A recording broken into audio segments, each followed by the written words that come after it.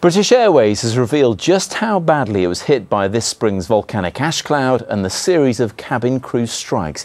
It lost £160 million as it endured one of the most turbulent periods in its history. But while BA's boss says the company will recover, the prospect of more strikes could send it diving back into the red. Our chief correspondent, Jonathan Samuels, reports. It seems all British Airways has done recently is hemorrhage cash. Cabin crew strikes and Iceland's volcanic ash cloud mean the airline made a loss of £164 million in just 3 months. So is BA still the world's favourite airline? The last time that I flew with them, the service probably wasn't as good. We weren't given any food or anything on the plane, and we had to ask for it, and the service just wasn't as friendly. My wife and I fly around the world quite a lot, mainly from South Africa to the United States.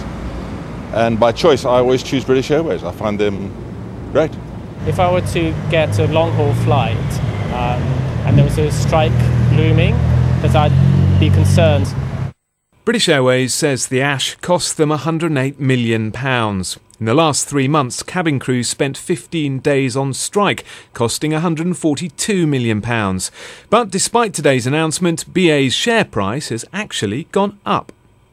We've definitely seen a return of corporate activity, and that all feeds through.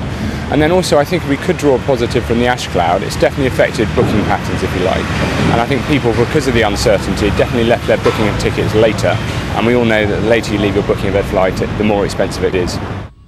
Times are tough, of course, for all airlines. Virgin Atlantic today announced a £132 million loss last year, but says business has improved recently. Marketing experts say BA needs to work on its PR. British Airways has become a brand that we're not sure where it sits. Is it supposed to be a budget airline, an economy airline, a business class airline, a premier airline? And that's what their problem is. BA's losses weren't as bad as many feared, but with more strikes possible and an uncertain economy, there may be more trouble ahead. So a bit of confusion, Jonathan. What's the feeling? Are things going to get better or worse for BA?